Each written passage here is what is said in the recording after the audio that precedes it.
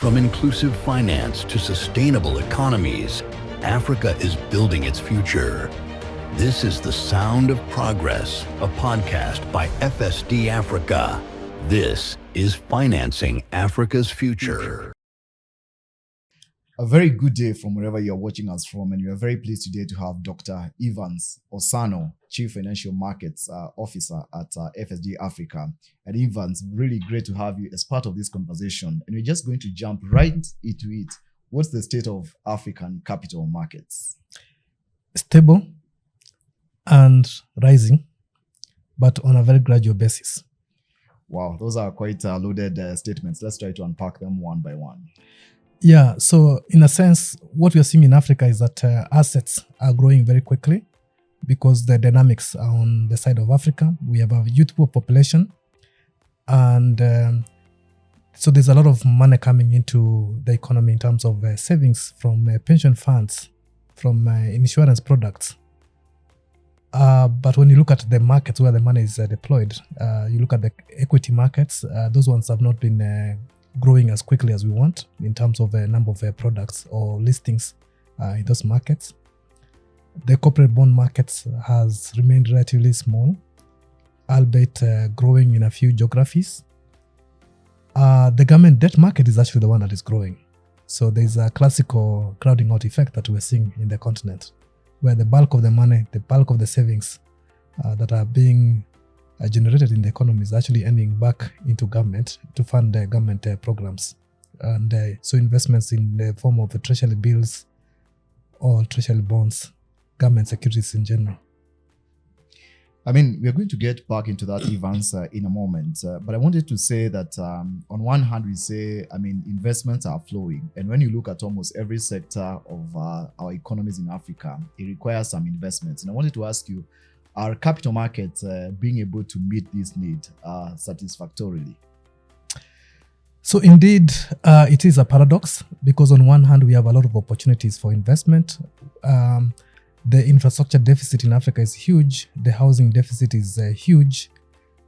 The financing deficit for the small and medium-sized businesses is very large. And on the other hand, we have capital that I mentioned is growing very quickly, but there's a disconnect. The capital is not meeting the need. So the intermediation process, as we call it, is not working as it should. And that is a concern. And we also need to see more products coming in to mobilize that capital and channel it to where it is needed.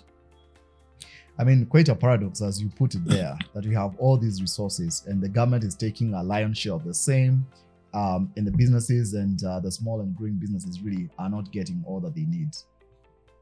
Yes, indeed, it's a big paradox. And of course, the other paradox we can say is, given the structure of the market that we have, the cost of capital is quite large because of the classical crowding out effect that I mentioned. So governments are able to borrow quite a lot of money from the system. So they're sucking a lot of liquidity from the markets. And we've seen over the last few years, they've been able to extend that borrowing over long tenors, which is good. So they're borrowing for longer, which is quite good because that spreads their refinancing, reduces their refinancing risk. But on the flip side, they're borrowing at very high rates, the nominal rates. The interest rates at which they're borrowing, when you compare that to where inflation is sitting in many countries, is very high. So we say real rates are very high. And so if those rates are very high, it means that anyone else borrowing on top of that in the market, be it a corporate or be it a subnational or a municipality, they have to pay a premium over what the government is paying. And so that makes the cost of financing domestically expensive. Of course, there's also another paradox that the cost of financing externally for the sovereigns is also very high. Yeah, so cost of funding is quite high in the continent. But of course, what we have seen is because of the abundance of opportunities, we're also seeing that returns generally have been fairly good. You see returns on equity or return on investments in many projects in Africa, they're relatively high. That's because of the opportunities and also the base at which we are coming from. But obviously, if you don't address that cost of capital, we don't address the crowding out effect, then you're not able to raise the quantum of funding that we need at the right cost that can then support Africa's economic transformation by investing in the right type of infrastructure, in investing in the right type of housing, and there's a very big deficit because of the demographics again. Between now and 2050, African population is going to almost double to about 2.5 billion people. That will be a billion people coming into the continent. That will be 26% of the population, the global population living in Africa. And then, of course, that population is also becoming very urbanized. Yeah. So today, 44% of Africans live in rural areas. By 2050, that number will be about 60%. And that's another 1 billion people moving to the urban areas. So if you're not able to invest in productive sectors, then obviously we're not going to have a chance at addressing poverty levels in Africa, which are quite high. We're not likely to be able to increase per capita incomes in the continent. And as a continent, we'll not be able to compete effectively with the global markets. I mean, interesting, Evans, that you say that. And I think you raise an interesting point that Africa as a continent sits on a substantial pile of financial resources. Mm-hmm. Clearly, they are not moving to the right sectors and productive sectors we wish them to go to. All this is largely going to government debt. What scale of resources are we speaking about here? Today, we estimate that there are $3 trillion of assets under management in Africa sitting within the banking sector, which is about half that amount, pension funds, insurance companies, and the collective investment schemes, which are also increasing quite quickly in terms of value of assets they are holding. And we estimate that by 2040, that number will be $7 trillion. So it's a huge number, and it can definitely go a long way in solving the financing challenges that Africa is facing at the moment. And of course, bearing in mind the geopolitical environment that we are in at the moment, where foreign portfolio flows have been reducing over a period of time. And indeed, if you put those numbers in perspective, it is the climate finance flows that have come to the continent of Africa over the last 1 year or so, at 50 or 50.2 or $52 billion is only 1.5% of existing assets under management. And then you look at foreign direct investments coming to the continent, and compare that number to the assets under management in Africa. Assets under management in Africa is 45 times more, the FDI flows that are coming into the continent. So it's a huge number, and I wanted to put that in perspective. And I think it's time we were able to harness part of that capital to support real economic investments, real sector investments. I mean, Evans, $3 trillion, that's a huge amount of money. And clearly it's not flowing to where we would wish it to move to in the productive sectors. And I'm wondering, where are the bottlenecks? Is it policy? Is it that the institutional investors in Africa are more used to more conservative investments? Is it that they are already getting such good returns from government debt? Why is this money not flowing to where we would wish it to go? I wish it was one answer. Unfortunately, it's several causes of that. So on the policy regulated environment, we need to make it easier for that capital to flow to where it is needed. So working with the capital markets regulators to reduce the time it takes to get approvals, to reduce complexity, to reduce the cost of accessing the market, and also to provide a framework for new products such as securitization or real estate investment trusts, and even corporate bonds generally. And also to build investor confidence. Because if we empower the regulators, those regulators are able to do their job better of regulating the market and also supervising the market, which is the dual mandate that they have.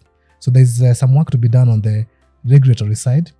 And then, of course, when you look at the regulators of the institutional assets, so the pension sector regulators or insurance regulators, there's a little bit of work to be done to make the investment guidelines a bit easier for fund managers to allocate capital where it is needed.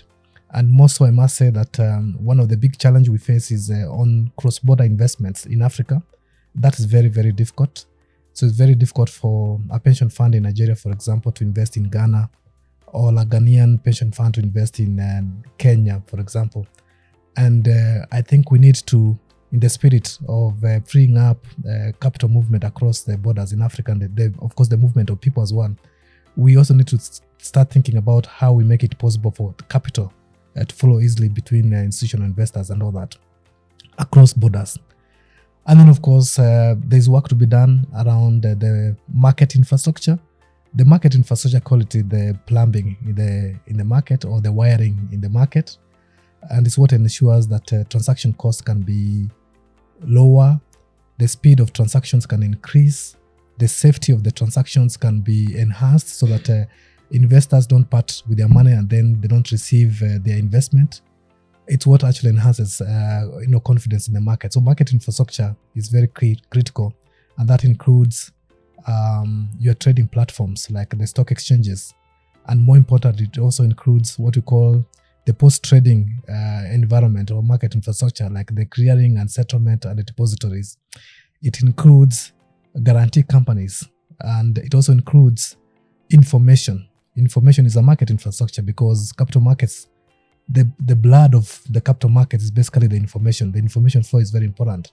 So credit rating agencies and other platforms that provide information in the market also are needed very much to reduce information asymmetry or rigidities. And then, of course, there is a need for capacity for different investors. Investors are used to investing in government securities, as we said before. When they start moving into alternative investments like corporate bonds, like securitizations, like offshore investments, or like real estate investment trust, they find it difficult to assess the credit quality of those investments. And so there's a role to play to improve the capacity of the fund managers, and also to address the market structure rigidities that we see in the market, where the decision-making process can be quite long because of roles of trustees, whom in many cases might not be very familiar with how the capital markets operates and the different financial instruments they are in. So there are a lot of things that can be done to address this. But one last thing I could actually say, which could be quite useful, is the power of demonstration. If you bring to the market a transaction, people involved in that transactions are likely to learn a bit more. People learn much more better by doing. And once the transaction is in the market, it's much easier to replicate. And if you can design those transactions in a manner that they become scalable and replicable, then it becomes much easier to spread and deepen the markets. So of course, being able to replicate within the country, and also what we have actually seen is there's also cross-border transactions or replication. So Agenda Bond in Morocco encourages a bank in Tanzania to issue Agenda Bond. Yeah, so that's kind of learning across borders. Peer learning is also very, very important. Yeah. I mean, you raise many important points, Evans. Of course, often when we speak about opening borders across Africa, we largely speak about many other things, not always about the flow of capital across the continent. And I think that's quite important. And I know that FSD Africa has been active in all the areas you've spoken about, introducing new products in the market, building infrastructure, having demonstrative transactions. And maybe you could speak to us through some of this work that you've been doing for the last 1 decade, if not more. Yes, indeed. As you said, we've covered and addressed a lot of these areas. So starting from the policy regulatory environment, we have been working with a number of capital markets regulators, from Morocco, from Nigeria, Ghana, Kenya, Tanzania, Zambia, you name it, a number of countries, to strengthen the institutional capacity. If a regulator is strong, they're likely to do a better job. They're likely to inspire more confidence in the market. So we've been working very hard to support the institutional strengthening. We've also been working to introduce new, regulatory environments for new products like Islamic finance or Islamic capital markets products. And we've done work in the Waimu region. We've done the work in Kenya and also in Ethiopia in that space. We've supported development of capital market master plan, which are basically 10-year plans to help the government and the private sector to understand the priorities for their own markets, and also to understand how reforms can be sequenced and how partnerships can be coordinated to support market development. So we've done work in that space in Rwanda, in Kenya, in Zambia, in Nigeria, and we are currently doing similar work in Ethiopia.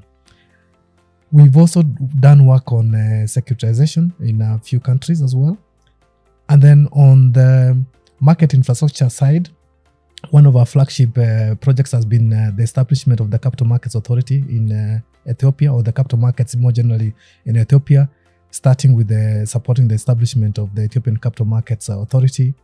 We then supported the establishment of the Ethiopian Securities Exchange, ESX, and also the Clearing and Settlement Depository in Ethiopia, working with the National Bank of Ethiopia, the central bank, and other stakeholders in the market. So we've supported the core market infrastructure in Ethiopia. And of course, moving from that, we've now recently been working on introducing now products into that market. And I'm actually very happy to say that over the last 1 year or so, since the establishment of ESX, we've had 3 listings in that market. We've had $7 billion of transactions in the interbank money markets. That's actually quite impressive for a new exchange. One other flagship market infrastructure work that we've done is the Dhamana Guarantee Company, which is based in Nairobi but established as a regional platform to serve the whole of East Africa. It provides guarantees for bonds that are issued largely by first-time issuers in the market, and fund managers will normally be risk-averse because they might not be very familiar with the names of those issuers. So Dhamana will provide 100% guarantees on those issuances so that those investors can invest comfortably, and hopefully over time, as they become familiar with the instrument, as they become familiar with the issuers, second time round the need for the guarantee will fall off. We've also been involved in the establishment of EABX. EABX is a bond exchange in Kenya, but again it has regional aspirations, and that started off with the idea of creating the exchange and then setting up a project team to drive that process, developing a business plan for it, raising capital for it, and obtaining a license from the Capital Markets Authority in Kenya to operate as an exchange and as a market organizer. So those are examples of market infrastructure initiatives that will be involved. Now on the thematic bonds, and when I talk about thematic bonds, I mean green bonds, gender bonds, sustainability-linked loans and bonds. We have been very, very active in that space. We've supported more than 25 different transactions in a number of markets in Africa. Sizes have been very varied, from $1.7 million, the smallest that we supported in Rwanda, to $400 million program that we have supported in Tanzania with the NNB Bank. It's $300 million for CRDB Bank, and 300 million euros transaction that we supported in Morocco recently for ONE, which is the power and the water utility. And the money that has been raised in those transactions has gone to different sources, a lot of them focusing on renewable energy, but also affordable, climate smart, building and infrastructure. So it's been a whole range of issues. We've also supported gender bonds, which I think we pioneered in Africa with transactions in Morocco and also in Tanzania. And we have a pipeline of transactions that we are supporting. So overall, we have helped mobilize about $1.7 billion for these different issues in those markets, which has gone a long way in supporting the different companies, as well as the governments that have come to the market and subnationals that have come to the market to raise the money. And that's been a very big percentage of the transactions that have happened in the continent. Probably 70-80% of those green or thematic bonds that have been issued in the continent over the last 5 years, FSD Africa has been responsible in providing support in one way or the other. Wow. Dr. Evans, that's very impressive. Seeing all the transactions that are heating up at the Ethiopian Stock Exchange, supporting more than 25, bonds transactions across the continent, 1.7 billion, USD catalyzed across the continent. I'm quite tempted to ask, what's next for you? You seem to be doing extremely very well. So indeed, we've done very well. We have established a very strong track record with our partners. But Africa is a continent that has enormous opportunity and also enormous challenges. And over the next couple of years, our goal is really to double down on the work that we've done in different markets, especially on the mobilization front. We want to raise much more capital to support Africa's economic transformation. Right. It's such an exciting conversation, Evans, and we can speak here for quite a long time. But in the interest of time, as we seek to wind this up, I want to try to turn you into a fortune teller and ask you, how do you see the African capital markets are performing in the near term, in the medium term, and in the long term?